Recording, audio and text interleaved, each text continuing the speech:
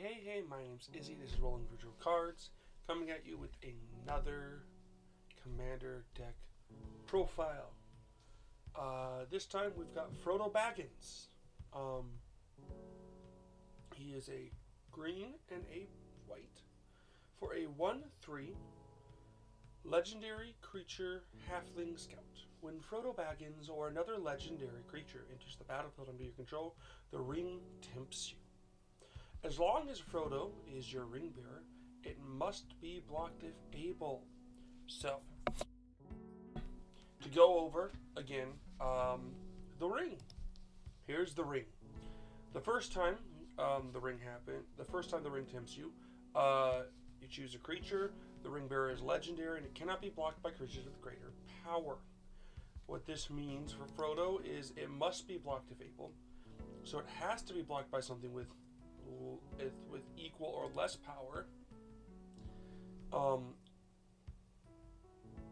And it cannot be blocked by something with greater power. So if you swing at someone who has like a bunch of like 2 X's or more, as long as it's greater than 1, they can't block you. And Frodo will be able to hit them and deal damage. On the other hand, if you swing at someone and they have a 1X, they must, or a 0X, they must block Frodo. Okay? It being a 1, unless it's got Death Touch or something, it's not going to be able to kill Frodo. So, Frodo may kill it if it is a 1/1. But it'll come in handy in a few other reasons. The second time the ring tempts you is whenever the ring bearer attacks, draw a card and discard a card. This is going to give you card selection every time you attack with Frodo. Very useful. Not bad at all. The third time, when the ring bearer becomes blocked by a creature, that creature's controller sacrifices at the end of combat. That's where must be blocked is useful. Yes, it can't be blocked by too big. It's got to be blocked by something like larger. Okay, that's just the music. My bad. Skip that a little bit. There's words in there. I didn't like that. But yeah, so the third time, the creature's gonna die. So since it has to be blocked, you can get rid of some creatures. Any 1X's, you can make them block, and then they have to sacrifice them. And the last one, which is one of my favorites, is when the ring bearer deals combat damage to player, each opponent loses 3 life. So Frodo's gonna deal like that 1 damage, but then it's gonna cause this like nice rotation of, hey, each opponent loses 3, so you take 4 total, and they're gonna take 3 each, which is cool. Why would you want to play Frodo Baggins? Well, number one, like all the Lord of the Rings decks, like I say to everyone, if you're a fan of Frodo, this is not a bad Frodo to play. He might not be the best Frodo, but he's a really good Frodo in and out of itself. And the version of this deck is a really fun Voltron deck. If you like Voltron decks, I would definitely suggest playing Frodo Baggins here. If you like the idea of the ring, the One Ring, as a thing to use, very useful in that regard. But your commander kind of does it all here. It's gonna, with the ring, it's gonna give you card selection. It's gonna have removal, forced removal in the form of like forcing your opponents to block. And it's gonna have a lot of other like interesting roundabout things it can do. If you're looking at it versus other Voltron decks, there are other ones that are a little bit more explosive. But this one's going to be able to be grindy. Being a 1/3 means you can run a lot of fun equipments and auras that allow you to poke at your opponent and gain effects off of them. You're not really going for the one-shot, one-kill type thing. You're just going to slowly spread out around the damage and draw some cards. Get some advantage here. So let's get into the card by card. First, ability. So what do I mean by ability? I mean, I don't mean his ability. I'm talking about this last ability. So this last one is whenever the ring bearer deals damage to a player, each opponent loses 3 life. So double strike is something great, because once you get to that last ring ability, you're definitely going to be able to do this nice loop of hit this person for 1, each opponent loses 3, hit him again, each opponent loses 3. So double strike on Frodo is going to really give you this nice this nice tempo play of dealing a total of 1, 2, 9, 9, so 20 damage all in one swing to the board. That's nothing to scoff at. And that's what all these guys are doing. There's a few more things they can do. But this guy's into abilities because it's going to give you that double strike at the end here. This guy can give it flying and double strike. Battle Masteries, double strike. Dual Heritage, one or more creatures attack, you can give it double strike. Fire Shriekers, giving it double strike. Once equipped, Flame Fists. Commanders you control when this creature attacks against double strike. Holy Avenger is going to give a double strike. Brass Knuckles, you're going to get 2 of them when it enters the battlefield. And once they're both equipped, when an equipped creature has double strike as long as it's 2 more equipments. Grappling Hook is going to give a double strike. And Hydra Omnivore, when it deals combat damage to a opponent, it deals that much damage to each other opponent. Hydra's here. Actually, it should not be. I don't know why I have it here. I must have read that one wrong at that point in time. Give me a second. Not abilities. This guy's here for damage. There we go. I'll get to him when we can. Okay, ETB Enablers. We're not really worried too much about ETBs, although this one, Flickering Frodo, is good because it's going to give you the ring tempts you, which is not a bad thing. This might be like one of the only few ones that we have, but we have other ways to give the ring to tempt you. But this is great because you can, it's going to give them +2/+2 protection from green and white. And then when the creature deals combat damage to the player, exile 1 target creature you own. Then search your library for a basic land card. Put those cards on the battlefield. So this is going to let you flicker Frodo so you can trigger and get the ring to tempt you again. A Blood-Forged Battle Axe is a finisher. When when a equipped creature deals damage to a player, you get a copy of it. And a equipped creature gets +2/+0. With double strike, you're going to be making, like when you have it on it, a Blood-Forged on your commander and you attack with double strike, you're going to make 2 more copies of it. Then when all 3 are on it, you're going to swing, you're going to make 3 copies and then 3 copies. So you're going to have 6 more and you can just keep equipping them so you can start one-shotting people. You have 20 ramp here, but some of these do little other things with it. But for the most part, this is your ramp package. You got like birds here to tap for any color. Prying Blaze, it's going to give your commander a little extra power. Now, that more power is interesting because he must be blocked. It's going to allow you to start killing things that don't want to be blocked, but they have to block it. And then you make a treasure once you hit someone, and with double strike, that's going to be 2 treasures. Soul Ring and Wayfarer's Bauble and Arcane Signet are obvious. Dousing Dagger is going to give your commander creatures +2/+1. You're going to give an opponent some 0/2s that are going to have to block it, but you'll probably have evasion. It's the transformation we're looking at here because it begins to land that taps for 3 of 1 color. Farseek, you can go grab your planes in this deck. Felwar Stone is obvious. Goldvine Pick is good because it's going to give +1/+1, but it's also going to deal damage, combat damage. You're going to make a treasure. Nature's Rampant, 3 visits, all grabbing you lands. Commander Sphere is going to tap for any color, but you can also sacrifice to draw a card. We went over this one before. This is going to grab you a land each turn. Kodama of the West Tree, because your commander is modified, it's going to give him trample, which is useful. And then when a modified creature deals damage to a player, you get a search your library for a basic land. Put it by the battlefield tap. Strixhaven Stadium here, it's in this spot because it taps for mana. Sword of Feast of Famine is here because it's going to allow you to untap all your lands once you deal damage to an opponent. Sword of Forge and Fortunes here because it's going to let you play an additional land this turn once you deal damage to an opponent. Battle Angels of Tyr are here because if it deals damage to an opponent with more lands than any other player, you're going to make a treasure. And Old Gnawbone's here because whenever a creature deals combat damage to a player, you create that many treasure tokens. Old Gnawbone is actually pretty good. Same with Battle Engines with the double strike. Same thing with Kodama. Any of the double strikes is going to give you that. And you can spread the double striking love around. Recursion, this is the only recursion you have. So when you deal damage to an opponent, you're going to be able to return a creature from your graveyard to your hand. Here's the lands. Again, I don't really care what lands you run, what you don't run. You can run cheap lands, you can run expensive. Heck, you can usually just get away with 34 plains slash mount forests if you really want to. I'm running a few other cards here that I don't hate. Accidental life gain. I love this little category. Accidental life gain in commander decks is great casually.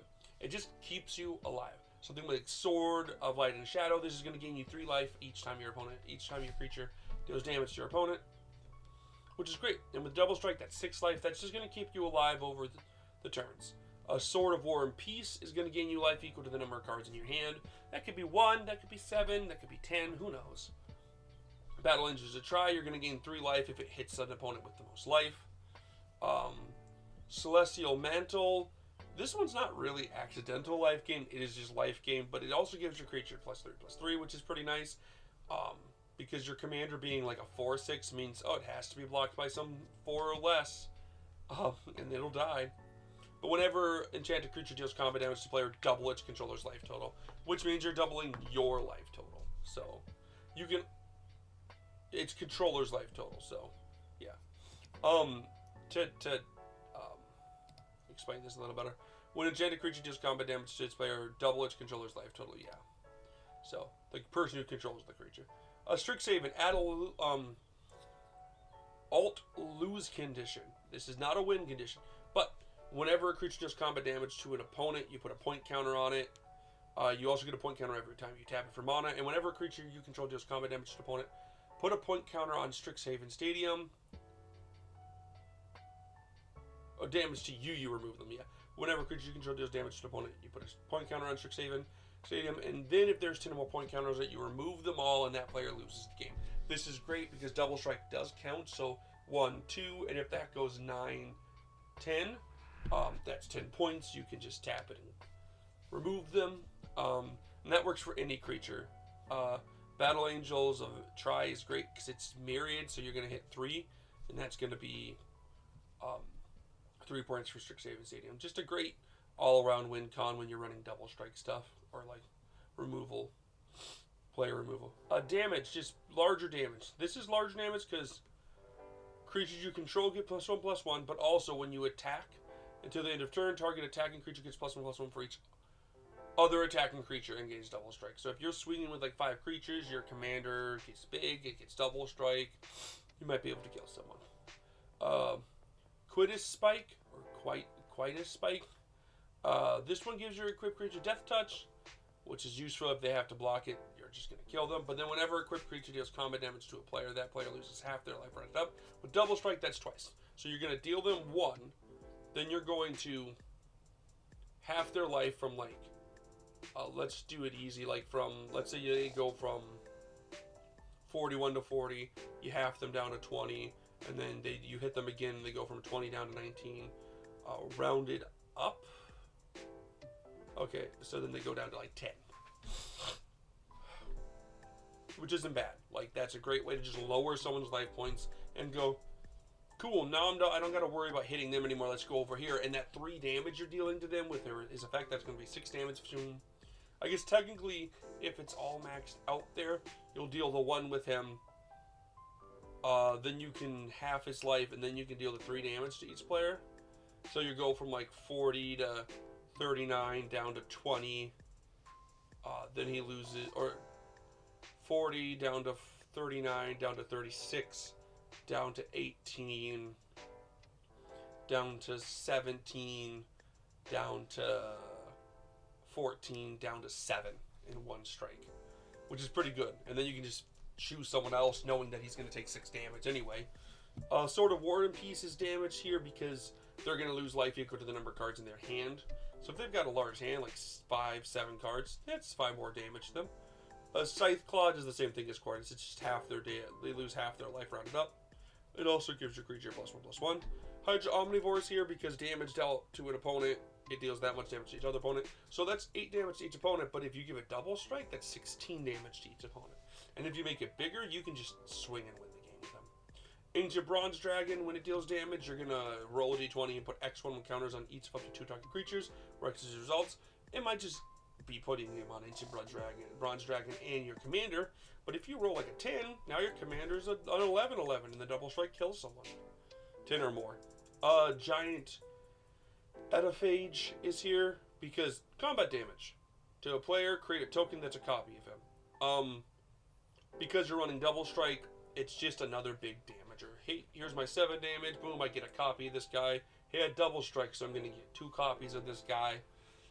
Anything that likes that is very useful in this deck because that way you don't have to worry about only focusing on your commander. Draw power. We get a lot of draw power. It's necessary to keep on going. Keen Sense. Your creature deals damage to the opponent, you draw a card. Works a double strike. Same thing with Sixth Sense. Whenever you deal combat damage to a player, draw a card. Zephyr Boots gives them flying, so you have evasion. Did I put evasion on this? I didn't because it wasn't there. There we go. But Zephyr Boots is here simply because you're going to draw a card and discard a card when you deal damage. Mask of Memory, you're going to draw 2 cards and discard a card. Rogue's Gloves, you're going to be drawing a card. Commander's Sphere, you're going to be it's draw just because you can sack it to draw a card. Hunter's Insight. Choose target creature you control. When that creature deals combat damage to a player or planeswalker this turn, draw that many cards. With double strike, if your commander's like a 6/6, oh look, I drew 12 cards. Orin Viper. When it deals damage to a player, you may draw a card. So giving a double strike means you're going to draw 2 cards. Snake Umbra. Same thing as Keen Sense and Sixth Sense. You're just going to draw a card when it deals damage. It gives them +1/+1 though, and Totem Armor. Fire and Ice. When you deal damage, you draw a card. Sword of Fortune. This is going to let you exile the top 2 cards of your library. You can play them this turn, which isn't technically draw, but it is impulse draw, so you can use them. Battle Angels of Tyre is great because this is going to let you draw cards.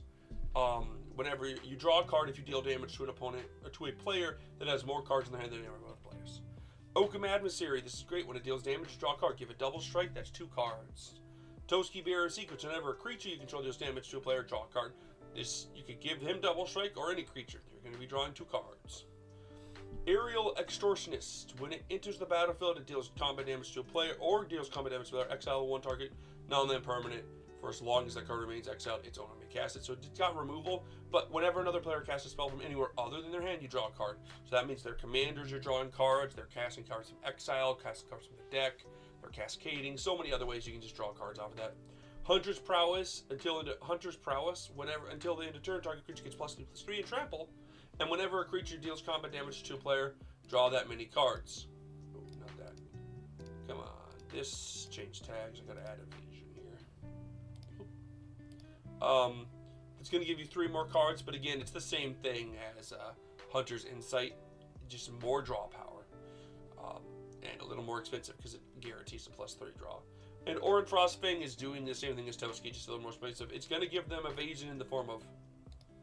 I did give him evasion. In the form of Death Touch, because Death Touch is evasion. Players who don't want to lose their creatures won't block the Death Toucher. But also, when it deals damage to a player, draw a card. That's going to help with double strike, all the fun stuff. Evasion. Evasion's good in this deck because you want your commander to hit. I know it says it has to be blocked, but if it can't be blocked, then it can't be blocked. You can kind of give the choice of whether or not you want it to be blocked or not. Zephyr Boots gives it flying. Ajani gives it flying. Ajani also makes tokens. As it's -8, you're probably never going to get that, and it can buff your commander, but you're mainly just going to give it double strike once, and then if it's still alive at 1, slowly buff it. This is all the Swords of gives evasions in the form of protection. So this one can't be blocked by green and white creatures. This is green and blue creatures. This one's blue or black and green. This one's red and blue. This is red and green. This is white and black. This is white and blue. And this is red and white. Can't block them. This is trample, so it's technically evasion because you're still going to hit them. And Orin Fostering is Death Touch, which we talked about, is evasion. Interaction. Swords, Path, both great removal spells. Lightning Greaves is interaction because it prevents your opponent from targeting your creature, which I guess is technically interaction. I don't actually like it as interaction. I think it's just protection, to be fair. Yeah. Beast Within and Generous Gift are both great interactions because you can just remove them. Orin Viper is technically interaction, but like not in the way that I would assist it. You just don't want to block it, so I guess it has evasion. But General Grissom Beast within pops anything, giving them a 3/3. Sword of Ice and Fire and Ice is going to deal 2 damage to any target. Sword of Sinew Steel is going to let you pop an Planeswalker or an artifact. Questing Beast, when it deals combat damage to an opponent, it deals that much damage to target Planeswalker that player controls. Double Strike on this guy is great because you can pop 2 Planeswalkers if your opponent has, if you're going up against Planeswalkers. An Area Extortionist comes in and when it attacks or enters the battlefield, or when it deals combat damage to a player or enters the battlefield, you can exile a target on that permanent. So this is great because it does work with Double Strike, but then on top of that Double Strike it's working with, you're also getting a very nice, hey, you can recast it, but I'm going to draw a card. Protection. Protection is good. Paladin class is protection because it means if an opponent wants to cast a spell on your turn, they're going to pay 1 extra. Lightning Greaves is protection because it gives them haste and shroud, so you can't target it. Turvagon. It's got Ravenous, and then when it deals combat damage to a player, you create that many 1/1 Tyrant creatures. Now you might think, why is this protection? Now this is protection, but only in this type of deck. The reason why this is protection is because if an opponent plays each player has sacrifices a creature. Having those tokens really stops your opponent from being able to. Oh, come on, I have tokens here somewhere. Really prevents your opponent from making you sacrifice your commander. You can just sacrifice the tokens you made. But when it deals combat damage, you create that many. So, you know, Ravenous, it can come out pretty big. And then you can make a bunch of tokens, which is great because of Double Strike.